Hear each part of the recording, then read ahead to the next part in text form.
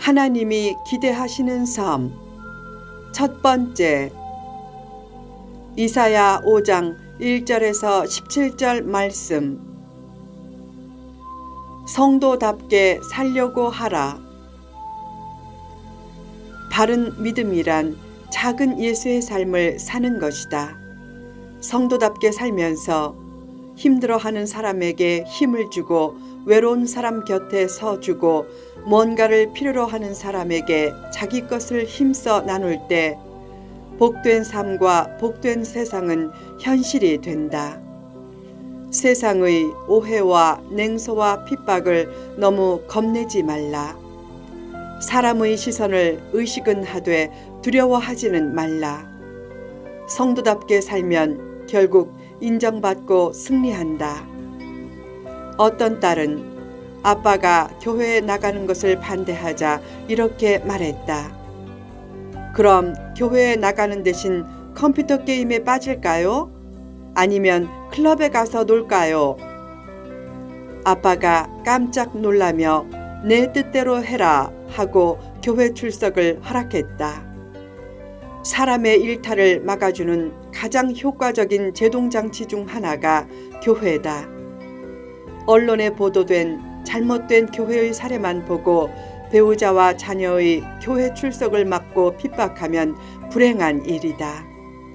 한 아내는 평소에 비교적 자상한 남편이 교회 출석을 심하게 막자 알았다고 한 후 혼자 말했다.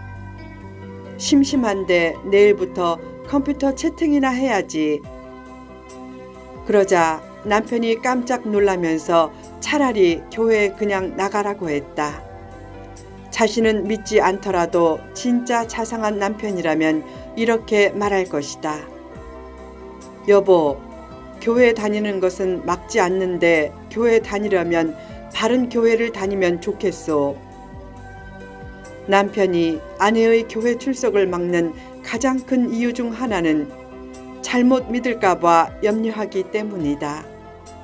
사실 불신자의 냉소와 핍박도 성도답게 잘 믿어보라는 뜻으로 주어질 때가 많다.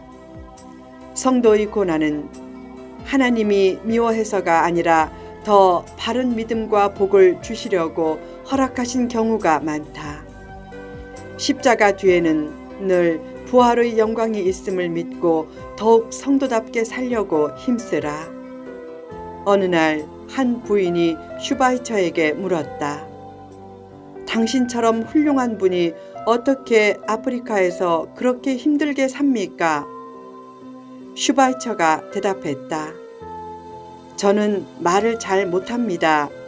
제가 받은 하나님의 은혜와 사랑을 이웃에게 전하고 싶은데 말로는 잘 못하니까 행동으로 표현한 것뿐입니다. 그러자 하나님이 더 축복과 건강을 주셔서 지금은 누구보다 행복합니다. 하나님은 성도의 열매 맺는 삶을 기대하고 능력과 축복도 주신다. 또한 좋은 열매를 많이 맺으면 더 좋은 것을 주신다. 부끄러운 일은 남보다 못 사는 것이 아니라 성도답게 살지 못하는 것이다. 인생은 마라톤과 같아서 1등을 목표로 오버페이스를 하면 조만간 뒤처진다. 인생 목표를 1등으로 삼지 말라.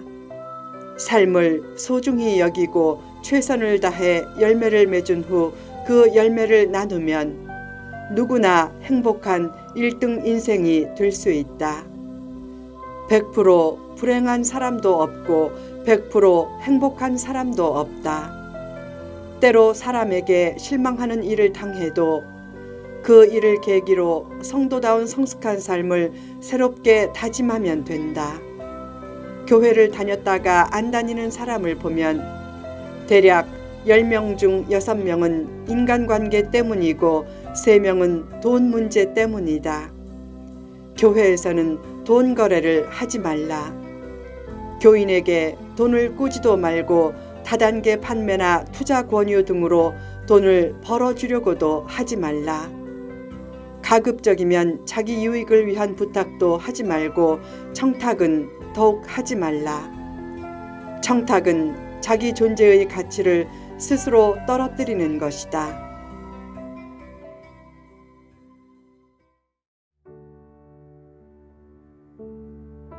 사람에게 청탁하지 말라.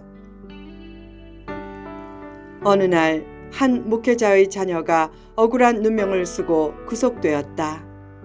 그 목회자에게는 자녀의 판결에 영향을 줄 인맥도 있었고 자녀의 구치소 생활에 편의를 봐줄 인맥도 있었다. 그는 억울하게 갇힌 자녀를 위해 그 인맥을 활용해 청탁할까 고민하다가 하지 않기로 결심하고 기도했다. 하나님, 사람에게 청탁하지 않겠습니다. 대신 하나님께 청탁합니다. 정당한 방법으로 누명을 밝히게 하시고 좋은 결과를 얻게 하소서. 요새는 청탁해도 잘 통하지 않는다. 청탁이 잘 통하지 않는 사회가 바른 사회다. 만약 청탁했다가 그대로 안 되면 청탁받은 사람에 대해 실망한다. 게다가 돈까지 주고 청탁했는데 안 되면 더욱 실망한다. 그 실망감이 심해지면 너 죽고 나 죽자라는 식으로 돈을 준 사실을 밝혀서 유력한 정치인이나 권력자들을 감옥에 가게 하고 자살하기도 한다. 청탁을 통해 내면의 공력이 없이 쌓은 축복의 모래성은 언젠가는 반드시 무너진다. 돈을 받고도 청탁을 이뤄주지 못한 사람에 대해서는 실망되겠지만 돈을 받지도 않고 청탁도 안 들어준 사람에 대해서는 실망하지 말라. 청탁한 것이 잘못이지 청탁을 안 들어준 것이 잘못은 아니다. 청탁을 안 들어줬다고 실망하는 것은 이중의 잘못을 저지르는 셈이다. 하나는 청탁하는 잘못과 또 하나는 실망하는 잘못이다.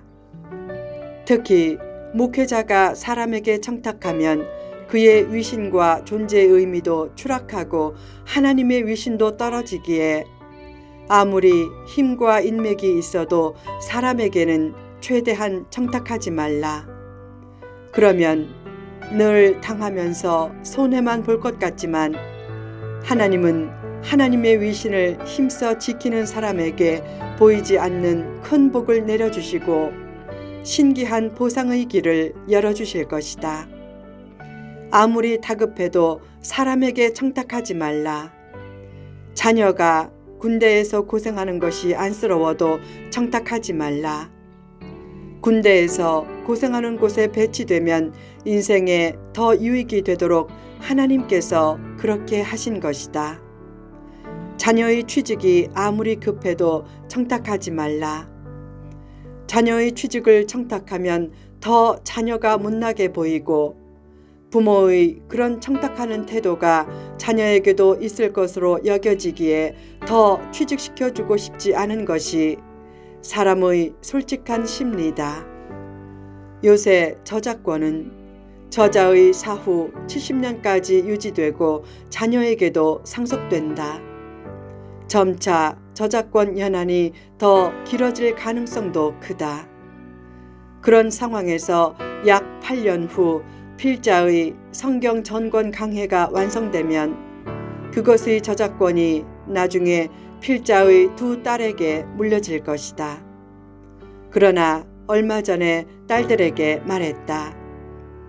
너희들이 나누려는 마음과 관리할 능력의 두 가지가 준비되지 않으면 아빠의 작품들이나 사역을 맡기지 않겠다. 아무리 천년 영향력을 꿈꾸며 힘써 콘텐츠를 준비해도 관리할 능력이 없는 사람이 콘텐츠와 사역을 맡으면 영향력이 100년도 가지 못한다. 더 나아가 욕심이 있는 사람이 끼어들면 대개 그 영향력이 30년도 가지 못해서 거룩한 비전 공동체도 점차 정치판처럼 변질될 수 있다. 능력과 준비가 안 된 사람이 회사나 기관에서 청탁을 통해 어떤 자리나 직책을 맡으면 그 공동체는 반드시 후퇴한다. 더 나아가 청탁을 이뤄주겠다고 중간에 나서는 사람은 더 믿지 말라. 사람을 너무 믿으면 실족한다. 교우도 믿지 말라. 교우를 믿고 청탁했다가 청탁한 대로 안 되었다고 실족해서 교회를 떠난 사람도 많다.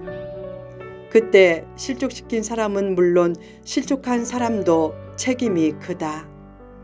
길을 가다가 돌에 걸려 넘어지면 돌보다 자신의 부주의를 더 탓하라. 누구 때문에 실패하거나 실망했다고 하지 말고 그 일로 인해 인간과 세상을 조금 더 아는 계기가 되었다고 여기라. 사람을 믿고 청탁했던 자기 책임도 큰 것이다. 원망을 최대한 삼가라. 사람에게 원망하는 것은 크게 보면 하나님께 원망하는 것이다. 그러면 어떻게 복이 주어지겠는가? 복된 태도가 없이 복이 주어지는 것은 복이 아니라 사탄의 미끼다. 원망과 불평이 없는 겸손한 태도로 성도답게 살라. 행위가 완벽하고 거룩해야 한다는 말이 아니다. 하나님의 은혜에 대해 감사한 마음을 품고 최선을 다해 살면 된다. 하나님은 그렇게 성도답게 살라고 성도를 최상의 작품으로 만들어 이 땅에 보내셨다. 후편에 계속됩니다.